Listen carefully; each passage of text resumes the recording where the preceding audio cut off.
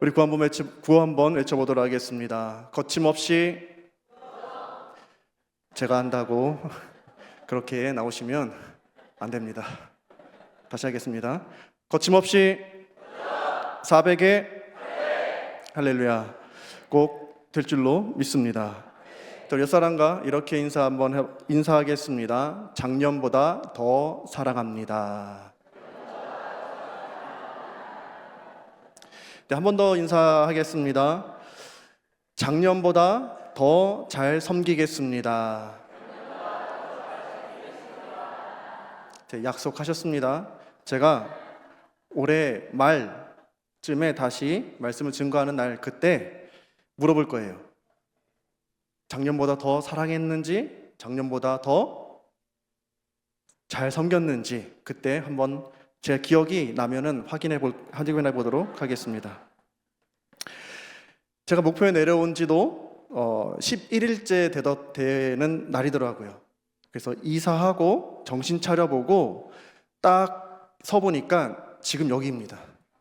네, 그동안 얼마나 하는 것 없이 정신없이 분위기 파악하고 이게 뭔가 저게 뭔가 하면서 살아왔어요. 이사하고 나니까 첫 주일날 인사를 했고요. 인사하기 바빴고요. 또 사무총회가 있네요. 이렇게 바쁠 줄 몰랐습니다. 사무총회 끝나니 장례가 있습니다. 저는 첫 설교를 이 시간일 줄 알았습니다. 근데요, 장례 설교를 먼저 했어요. 참 남들이 경험하지 못할 것들을 며칠 사이에 다 했습니다. 제가 이사 온 날 우리 부목사님께 이런 얘기를 들었습니다. 1월 7일 날 수요예배 때 설교하셔야 됩니다. 이 말이요, 얼마나 부담이 되었는지 엄청 떨었습니다. 그런데요, 오늘 저녁에 교회 오기 전에 제가 잠깐 집에 갔었어요. 집에 갔는데 저희 아들이 귀에다 대고 이렇게 이야기를 해요. 아무한테도 얘기하지 말라 했는데 지금 얘기하는 거예요. 이야기합니다. 아빠, 오늘 설교할 때 부목사님처럼 해. 그러는 거예요. 그 말을 듣는 순간 제 마음이 어떻겠습니까? 세상에 살다가 이보다 더 큰 부담은 없었어요. 그러더니 또 이렇게 이야기합니다. 아빠, 담임 목사님처럼 해. 와, 세상에 아들한테 이렇게 큰 부담을 느끼긴 처음이었어요. 그래서 제가 이렇게 얘기했습니다. 하진이가 기도하지 않아서 못할 것 같아. 이렇게 얘기를 했어요. 그랬더니 그 자리에서 잠깐 손을 모으더니 뭐라 기도를 하더라고요. 뭐라고 했는지는 안 들려서 모르겠어요. 근데 그 기도 덕분에 제가 떨고 있을까요? 안 떨고 있을까요? 틀리셨습니다. 지금 바들바들 떨고 있습니다.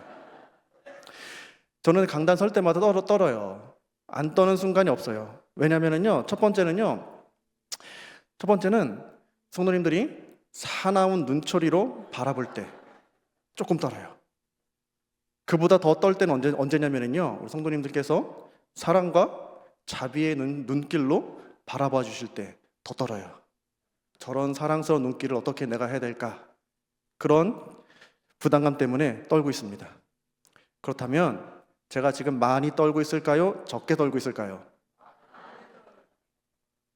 정답입니다. 많이 떨고 있어요. 우리 성도님께서 생각 이상으로 사랑과 자비의 눈길로 봐주셔서 제가 많이 떨고 있어요.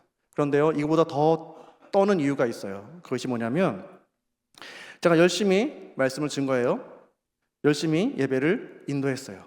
오늘 참 그래도 잘 넘겼다 하고 내려왔을 때 하나님께서 그거 아닌데, 그 말씀 그렇게 하는 거 아닌데 라고 할까봐 늘 그런 마음 때문에 두렵고 떨리는 마음으로 이 자리에 섭니다. 그래서 우리 성도님들의 절실한 기도와 우리 성도님들의 절실한 사랑이 저에게 필요합니다. 그 사랑과 기도로 저와 함께 제가 이 교회에서 섬기는 그날까지 함께 동역해 주시면 감사하겠습니다. 제가 이거 마이크 올려도 되나요? 조금? 네. 감사합니다. 제가 목포에 와서 제가 목표에 크게 한 4번 정도로 왔어요. 첫 번째는 1998년도 2월 달이었습니다.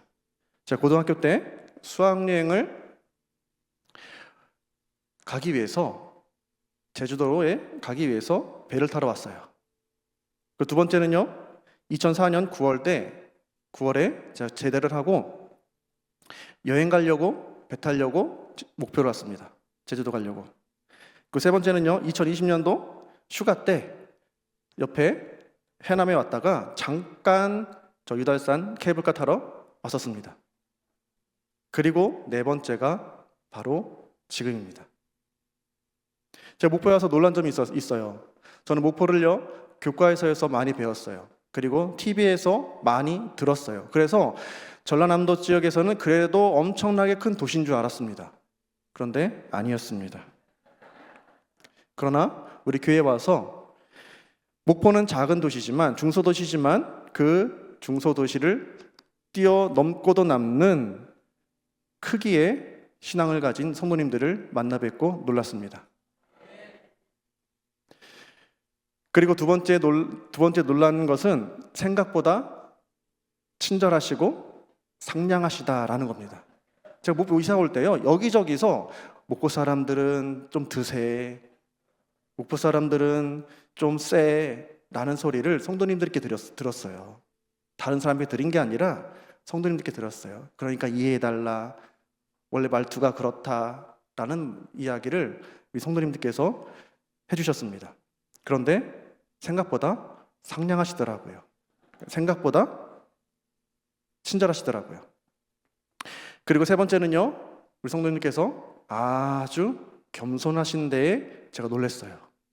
이 자리에 계신 분들 중에 제가 제일 교만할 거예요. 아마 제가 제일 겸손하지 않을 겁니다. 그만큼 겸손한 성도님들을 만나 뵙게 되어서 너무나 감사합니다.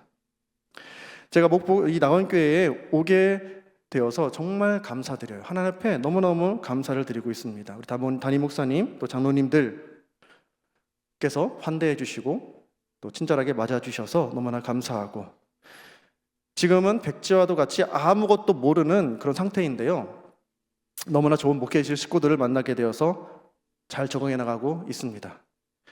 담임 목사님이라 해도 부족함이 없는 우리 부목사님, 친절하신 부목사님, 또 사람 충만한 우리 전사님들, 그리고 순수쟁이 우리 교육전사님들, 든든한 우리 이성범 간사님, 이상범 간사님이시죠? 죄송합니다. 그리고 친절한 우리 사무간사님들 덕분에 제가 나름대로 잘 적응해 나가고 있습니다. 이렇게 좋은 목회실, 바쁜 그 목회실 안에서 저 혼자 여유롭게 지내고 있습니다. 그래서 좀 미안해요. 뭔가 해주고 싶고 도와주고 싶고 뭔가 이렇게 거들어주고 싶은데 제 능력 바뀌고요, 제가 알고 있는 것 밖의 일이라서 정말 죄송한 마음뿐입니다. 그러나 하나씩 배워가면서 서로 협력하여서 하나님의 아름다운 나라를 이뤄가는 데 더 노력하도록 하겠습니다.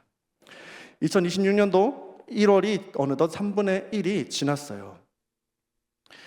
우리가 호기롭게 출발하면서 여러 가지 계획들을 세우셨을 겁니다.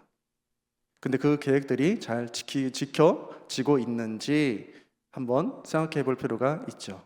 작년 이맘때에 제가 저희 아들에게 이렇게 이야기를 했었어요.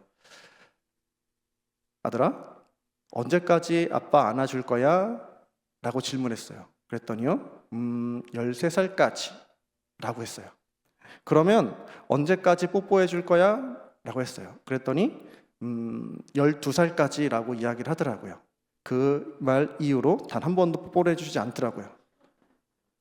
이게 사람입니다. 말을 해도 지켜나가는 게 어려워요. 자, 올 한 해 우리 주님 안에서 끝까지 우리가 계획했던 것, 또 끝까지 하나님께 약속했던 것들을 우리 아름답게 이뤄가실 수 있는 그런 저와 우리 모든 성도님 되시기를 소망합니다. 오늘 말씀은요, 여호수아가 마지막 유언처럼 이스라엘 백성들을 모아놓고 선포한 말씀 중에 일부입니다.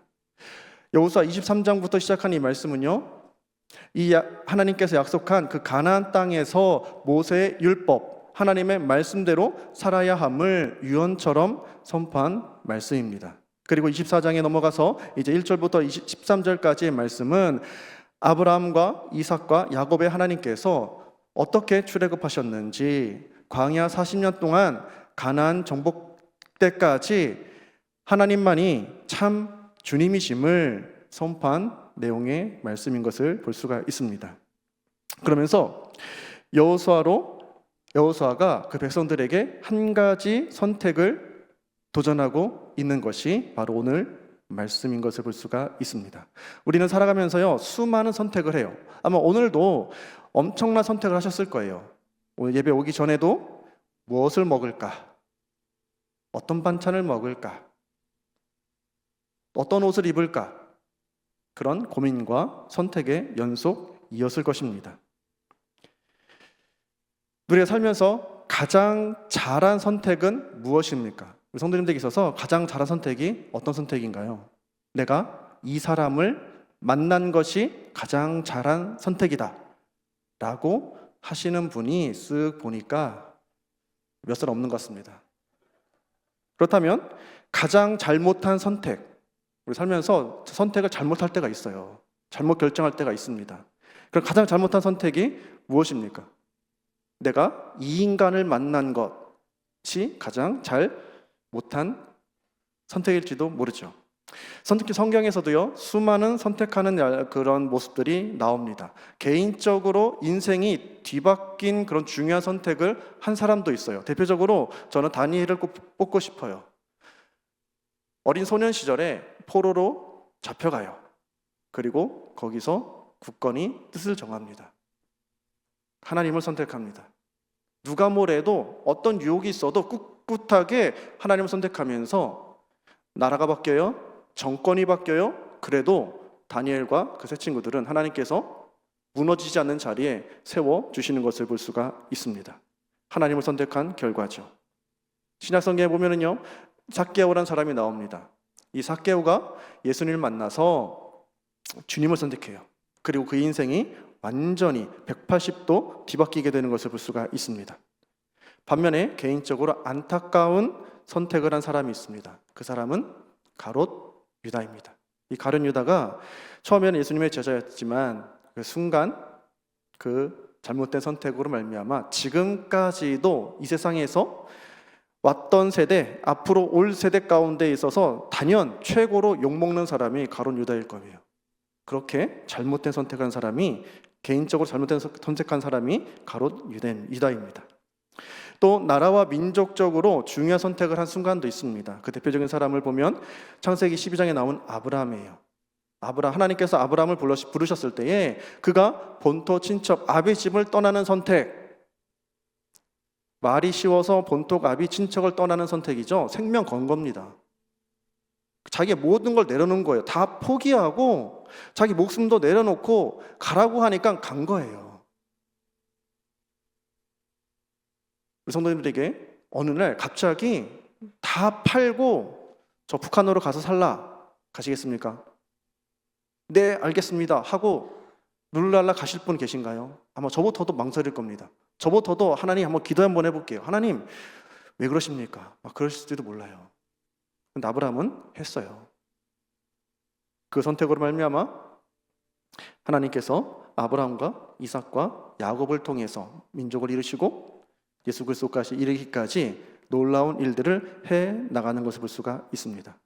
또 다윗이 있어요. 다윗이 골리앗 앞에 섰을 때에 그가 선택한 것은 여호와 이름으로, 하나님의 이름으로 나가 맞서 싸우는 겁니다.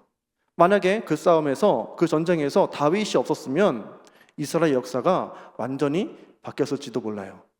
다윗의 그 선택 하나가 이스라엘이 하나님의 계획 가운데에 이루어지게 될 수 있는 것을 볼 수가 있습니다. 반면에 안타까운, 민족적으로, 나라적으로 안타까운 선택한 사람이 있어요. 그 사람이 저는 생각하기에 북이스라엘의 여로보암 왕입니다. 솔로몬이 잘못을 했어요. 그리고 솔로몬 때가 아니라 그 아들 때에 나라를 둘로 나누죠. 남쪽 유다와 북쪽 이스라엘. 하나님께서 북쪽 이스라엘에게 10개의 지파를 주었어요. 그런데 여로보암에게 있어서 한 가지 치명적인 것이 있었다고 한다면 예루살렘 성전입니다. 그 성전 때문에 그 북쪽의 지파 이스라엘 백성들이 남쪽으로 가서 예배 드리다가 거기서 눌러 앉고 자기의 그 민심이 떠나면 어떡할까라는 것 때문에 금송아지를 만듭니다. 하나는 다네, 하나는 베델에 만들어서 우상을 섬기게 만들어요. 그리고 더 나아가서 원래 레위 지파만 제사장을 할 수가 있어요. 그러나 제사장 하고 싶은 사람 손들어. 저요 하는 사람, 그래 너 해 아무나 다 시켰습니다. 이게 죄가 되어서 성경 곳곳에서 여로보암 왕의 죄 때문에, 여로보암의 죄 때문에 꼬리뼈처럼 붙게 되는 것을 볼 수가 있습니다. 그 결과 북쪽 이스라엘은요 끝끝내 아수르에 의해서 멸망하게 되었습니다. 이렇게 선택이 굉장히 중요해요. 저에게 있어서도요 가장 중요한 선택의 순간이 있었습니다. 그 순간이 어떤 순간이었을까요? 지금의 제 아내를 만난 것도 중요한 선택이지만 더 중요한 선택은요 1996년 9월 세 번째 토요일이었습니다. 교회 잘 다니던 친구가 어느 날 갑자기 토요일인데 교회 안 가고 저희 집에 놀러 왔어요. 그리고 잠시 후에 그 당시 전사님이 그 친구를 찾으러 저희 집에 왔습니다. 지금 생각해 보니까는요 아주 잘 짜여진 각본이었어요. 저를 교회로 데려가기 위한 두 사람이 작전을 짠 것 같습니다. 자, 어찌됐건 그 친구가 그 전사님 오셔가지고 친구를 불러요. 누구야? 교회 가야지 불러요. 그리고 나서 덕수야 너도 가자 라고 했습니다.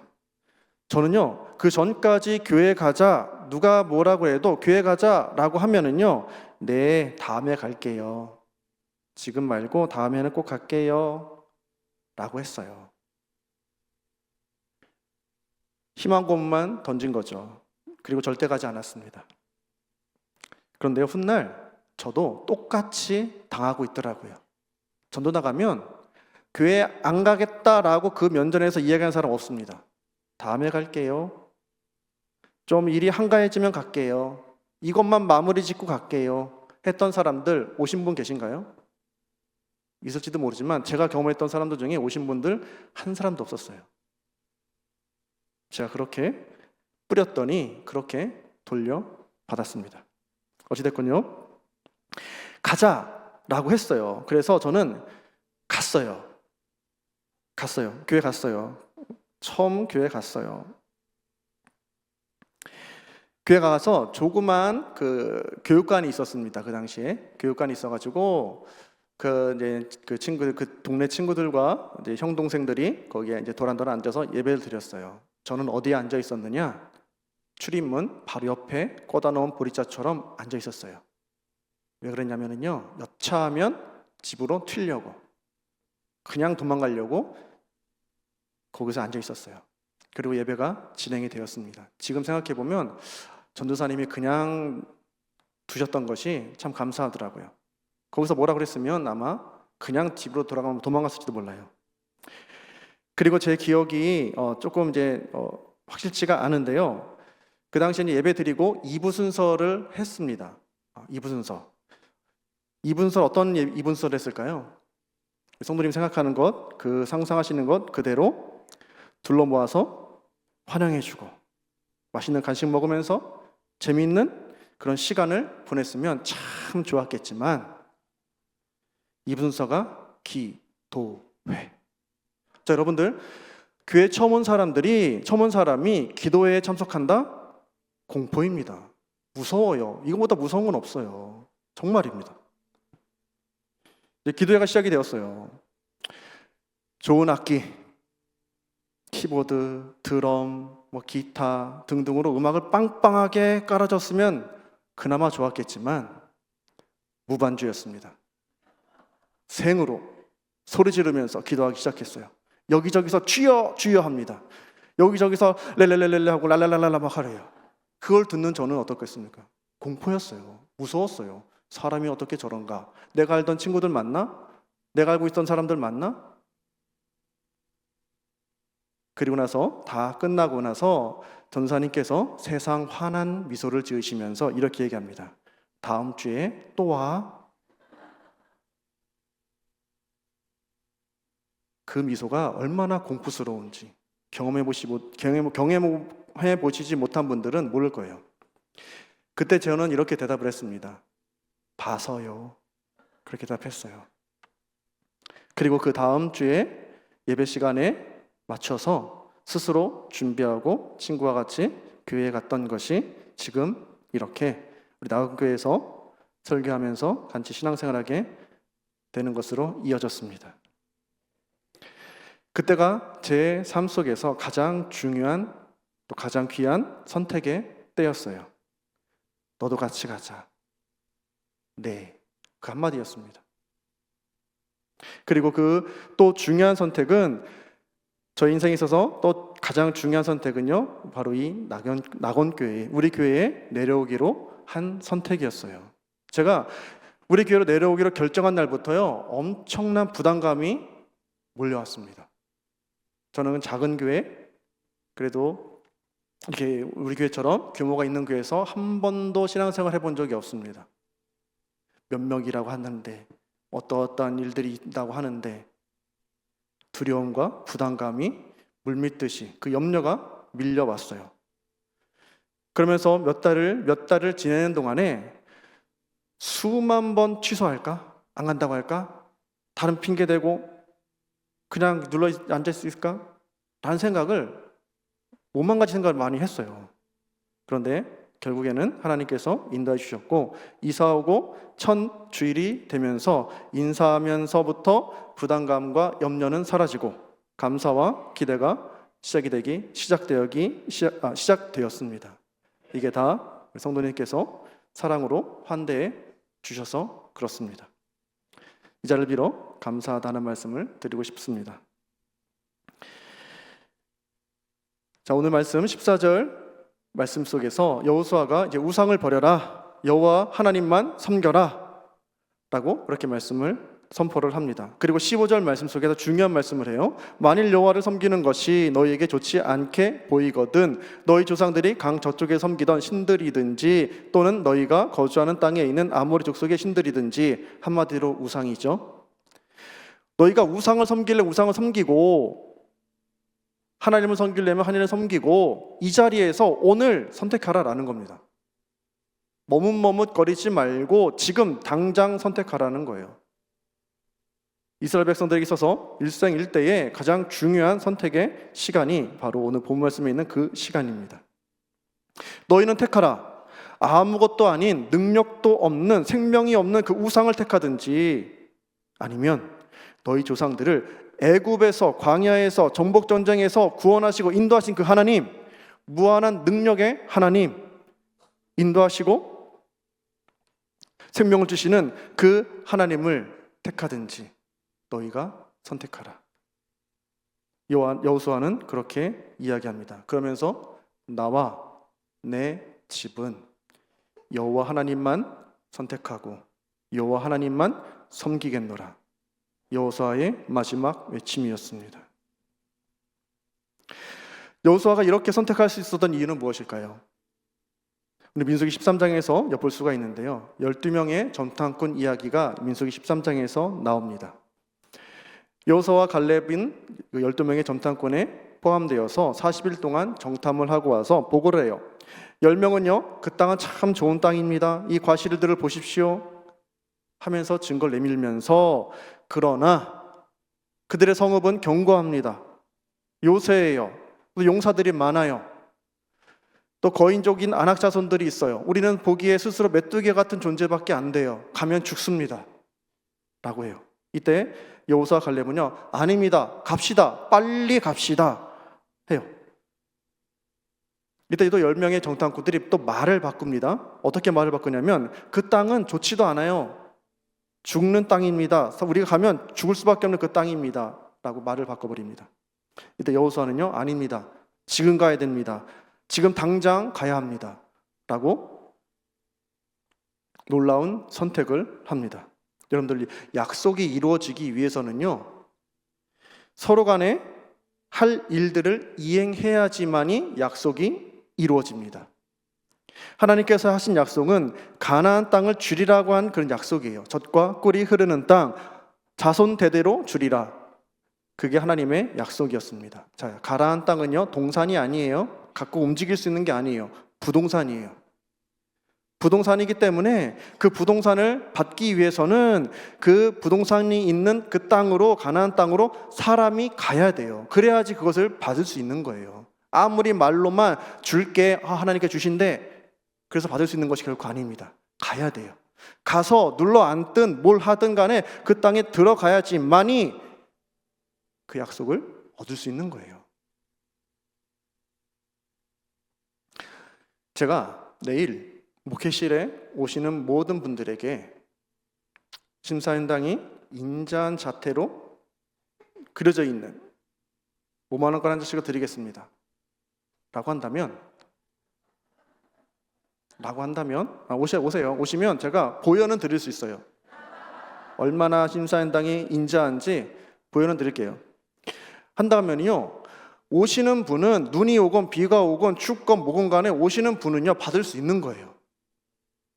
그러나 괜히 손발 시려운데, 눈 오는데 빙판에 미끄러졌으면 어떡하지? 차 타고 가다가 사고 나면 어떡하지?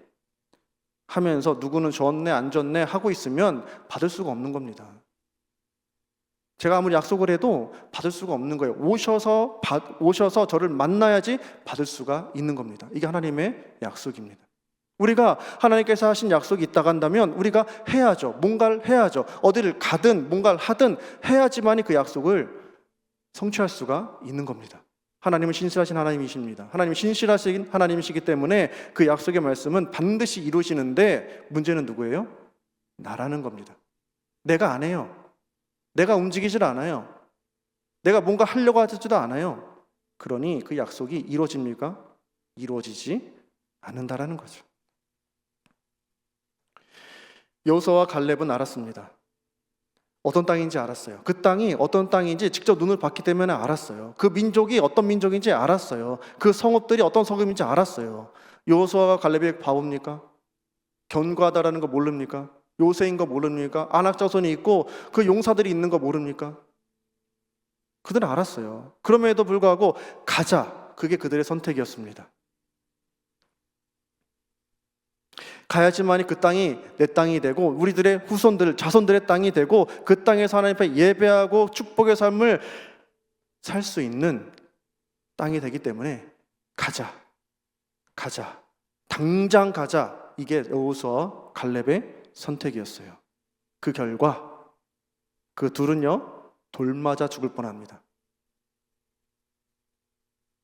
이러한 일들이 우리에게도 있습니다. 우리 삶 속에서도 있어요. 내가 하나님을 위해서 선택하고 하나님을 위해서 살아간다 하지만 주변에서 돌 던질 때도 있죠. 왜 그렇게 바보처럼 살아? 왜 그렇게 멍청하게 살아? 왜 그렇게 손해보면서 살아? 한 번도 안 들어보신 듯한 그런 표정인데 우리 성도님들 많이 들어보셨을 거예요. 이스라엘 백성들은요 종살이 하다 온 사람들입니다.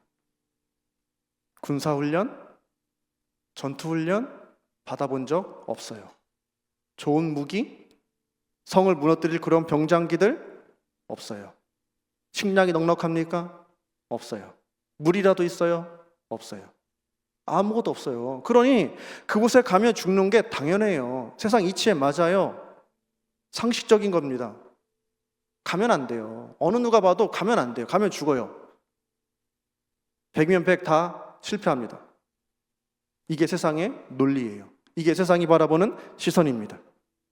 10명의 그 정탐꾼들과 백성들의 선택은 불평이었고요, 불신이었고요, 바로 이 세상적인 가치관이었습니다. 인간적으로는 말받을지는 몰라도, 상식적이고 이성적이고 이치에 맞는 선택인지 몰라도, 하지만 그 결과는 어떻습니까? 광야에서 1세대들은 다 죽었어요. 40일을 하루를 1년씩 계산해서 40년 동안 방황하게 되는 결과가 되었습니다. 그렇다면 어떤 선택이 옳은 선택입니까?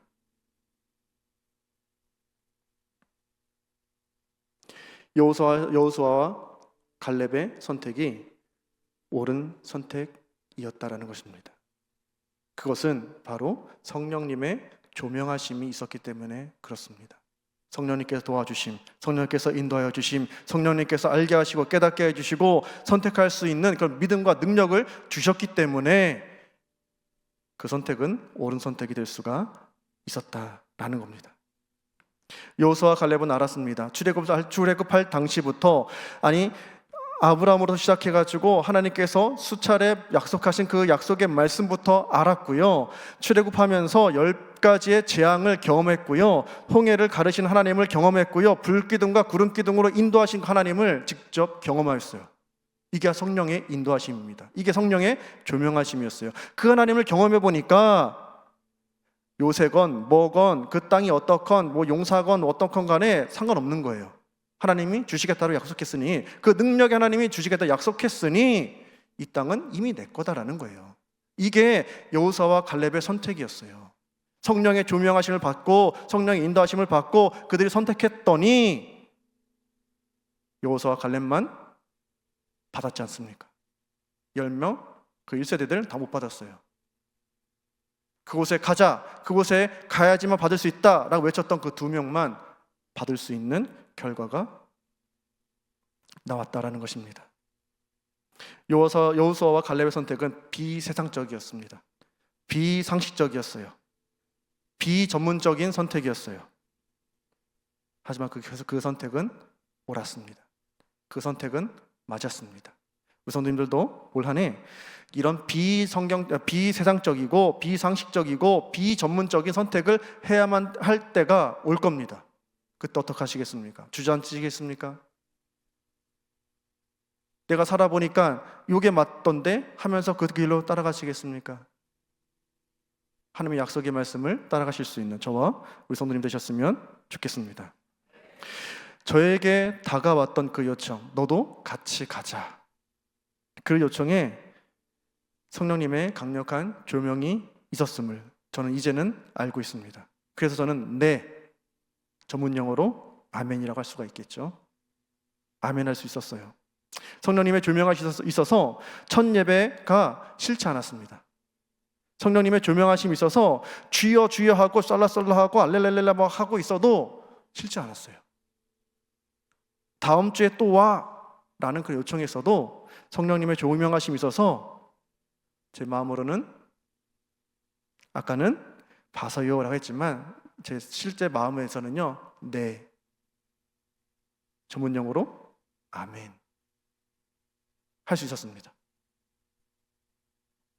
성령님의 조명하심이 없으면 이런 선택을 할 수가 없어요. 제가 서두에도 말씀드렸지만 처음에 교회 가서 기도의 광경을 본다라는 거는요, 이건 놀래 자빠질 일입니다. 그럼에도 성령께서 조명하시고 성령께서 품으시고 성령께서 그 마음을 만져주시니 싫지가 않은 거예요. 거부감이 없는 거예요. 오히려 더 재밌고 오히려 더 교회 가고 싶고 그 다음부터 저는 재밌게 교회 생활했습니다. 말씀을 배우거나 그런 것보다도 놀러 다녔어요. 솔직히 놀러 다녔어요. 재밌으려고 다녔습니다. 그러다 보니까 어느 순간 믿음이 생기더라고요. 그러니까 어느 순간 제게도 그런 하나님에 대한 믿음이 생겼어요. 정확히 1년 후에 제 친구가 보여줬던 그 팜플렛 책자가 있어요. 수련회 가면 이렇게 된다, 이런 거 한다 하면서 손 들고 막 뜨겁게 기도하는 그런 사진이 있더라고요. 전 속으로 그랬죠. 아니, 사람이 어떻게 저럴 수 있어? 했어요. 정확히 1년 후에 제가 이러고 있더라고요. 성령의 조명하심이 않으면 이런 일이 가능할까요? 가능하지 않다라는 거죠. 제 선택 하나하나가 하나님의 인도하심이었고 하나님의 도우심이었고 성령 하나님의 조명이었다라는 겁니다. 그렇다면 하나님의 조명하심으로 끝났느냐? 아닙니다. 이제는 그것을 뛰어넘어서 집중하셔야 됩니다. 우리는 이 집중에 있어서 너무나 소홀하게 여길 때가 있어요. 내가 선택하고 나서 끝이 아니에요. 이 선택에 있어서 집중하면서 우리 하나님 앞에 나가셔야 합니다. 이 집중한다라는 것, 이 집중한다라는 게 무엇이냐면 바로 하나님께 우리에게 시선을 고정한다라는 것입니다. 하나님께 고정한다라는 것. 이게 참 중요한 이야기예요.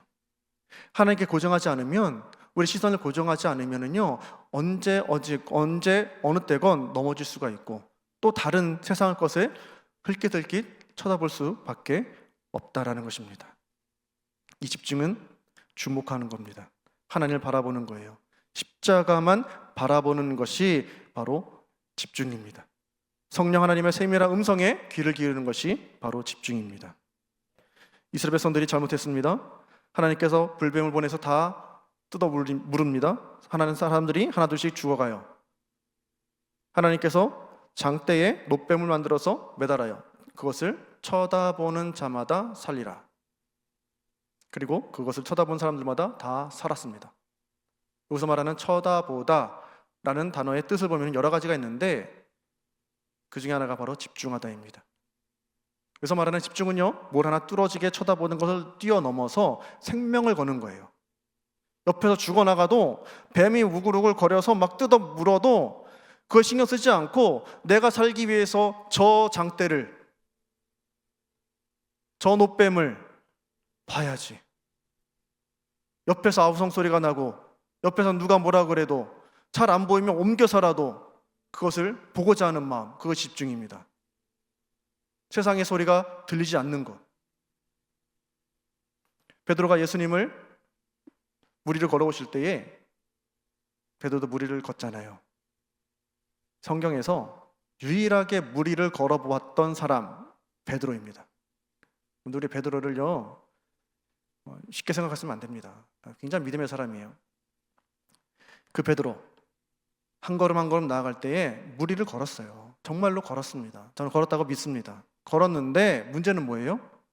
집중을 안 하니까, 집중이 흐트러지니까 물에 빠지게 되었다는 겁니다.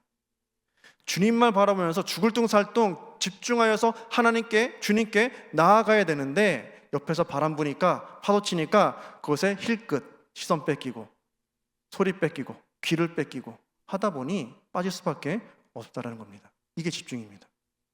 세상에 뭐라 그래도, 세상에서 이게 맞다 그래도 하나님께 집중하는 것, 하나님께 우리의 마음과 시선과 모든 것을 고정하는 것, 이게 바로 집중입니다. 제가 교회를 나가고 한 2, 3주쯤 되었을 때에 우리 같은 교회에 다니던 1년 선배 누나가 있었어요. 이제 너도 교회 다니니까 술 먹지 말래요. 그때까지만 해도 저는 그렇게 술을 많이 먹진 않았습니다. 하지만 성령의 조명하심으로 저는 알겠다 하고 했습니다. 그 이후로 하나님이 기뻐하시지 않는 것이구나 하고 집중하기 시작했습니다. 그 당시만 해도 저희 집은 교회를 다니지 않았기 때문에 제사를 지낸다거나 하면 음복을 했어요. 그래서 술 한 잔 얻어 마시고, 어른이 주면 한 잔 얻어 마시고. 제가 군대 있을 때 거의 반 장난으로 제가 술 안 마시니까 저 술 한번 먹여보겠다고 막 입을 벌리려고 막 고참들이 애를 쓰더라고요. 그래도 꾹 담고 집중했어요. 벌리지 않으리라, 마시지 않으리라 했어요. 그리고 대학교 MT 때 이제 사람들이 모여서 술을 마시잖아요. 그래서 술 안 마시니까 요만한 종이컵에 사이다를 하나 딱 부어놓고 있었어요. 그랬더니 어떤 선배가 쓱 지나가면서 와, 얘 술 잘 마시네? 그러면서 지나가요. 사이다가 술인 줄 알았나 봐요. 집중하니까 그 자리를 피하게 되고, 집중하니까 그것을 안 좋은 것이라고 여기고 그 술을 마시는 만한 모든 기회들을 다 멀리하게 되더라고요. 그러니까 세상의 것을 멀리한다라는 거죠. 하나님께 집중하니까, 하나님이 기뻐하시는 것에 집중하니까 그런 생활이 되더라고요. 이게 바로 집중입니다. 여러분들, 우리가 이 집중하는 것이 굉장히 중요한 것이 왜 그러냐면요, 누군가가 나를 본다는 것입니다. 여러분들 모르시겠지만 누군가가 지금 보고 있어요. 다음 세대들이 보고 있습니다. 우리 교회 장로님들, 우리 교회 권사님들, 우리 교회 지사님들, 특별히 앞에 나와서 계시고 찬양하시는 찬양팀들, 특별히 얼굴이 알려지신 분들 본다니까요. 아, 저렇게 신앙생활하는 거구나. 아, 저렇게 찬양하는 거구나. 아, 저렇게 기도하는 거구나 하면서 자랐던 사람이 저입니다. 제가 누가 가르쳐 주셔서 이렇게 신앙생활하는 게 아니었어요. 물론 가르친 부분도 있지만 보고 배웠습니다. 기도하는 법을 보고 배웠어요. 듣고 배운 거죠. 제가 처음 대표 기도했던 것이 헌금 기도인데요. 어느 누구도 이렇게 기도하라라고 기도문 뭐 써주거나 알려준 사람 없었어요. 제가 듣고 보고 친구들 이렇게 기도하는구나, 저렇게 기도하는구나 해서 나름대로 기도문을 만들어서 기도를 했어요. 누군가가 보고 있습니다. 그 누군가가 내 자녀가 될 수도 있고요. 그 누군가가 옆에 있는 성도가 될 수도 있고요. 그렇기 때문에 더욱더 집중하셔야 합니다. 나의 선택이 또 나의 집중이 다른 사람에게 엄청난 영향을 끼칠 수가 있어요. 그렇기 때문에 우리는 이 집중에 더 신경을 쓰셔야 합니다. 여호수아가 나와 내 집은 하나님만 선택하겠노라 라고 했을 때에 이제 16절부터 18절까지 이스라엘 백성들이 우리도 그렇게 하겠노라, 우리도 그 하나님을 선택하고 우리 하나님만 섬기겠노라 라고 선포를 합니다. 여호수아의 선택과 집중이 이스라엘 백성들에게까지 영향을 끼치고 있는 것을 볼 수가 있습니다.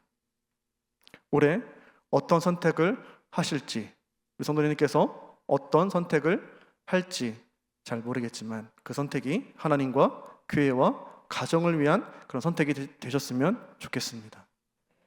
그 선택이 비상식적이어도 세상의 이치에 맞지 않아도 큰 손해를 보내는 것 같아도 성령님의 조명하심 따라 선택하시며 사시기를 바랍니다. 그 선택이 옳습니다. 그 선택이 생명이고요. 그 선택이 은혜입니다. 그리고 그 선택에 집중하십시오. 오직 예수님입니다. 오직 말씀입니다. 오직 성령에 집중하시기를 바랍니다. 그러면 실패함이 결코 없을 것입니다. 여호수아가 하나님의 약속의 말씀을 집중했던 것처럼 우리 교회 성도님들께서도 주시는 약속의 말씀에 집중하시면 약속의 땅을 받을 것입니다. 은혜와 감사가 충만할 것이고요. 도전하며 결국에는 성취하게 될 것입니다. 이미 우리 성도님들께서는 이렇게 살아오셨어요. 잘 모르시겠지만 이렇게 살아오셨습니다. 앞으로 더 집중하시고 앞으로 더 성령님의 조명하심 따라 선택하시면서 우리 교회가 더욱더 은혜와 사랑이 넘치는 그런 도전하는 교제가 되셨으면 좋겠습니다. 사랑하는 성도 여러분, 올해 우리 교회는요 거침없이 도전하는 교회로 나아가고 있어요. 앞으로 더 깊은 성령의 조명하심을 받으시고 더 깊은 집중으로 거침없이 도전하여서 하나님이 이루시는 그런 은혜가 가득한 우리 성도님들, 또 은혜가 가득한 성도님들의 가정, 또 나간 공동체가 되기를 주님의 이름으로 간절히 축복합니다.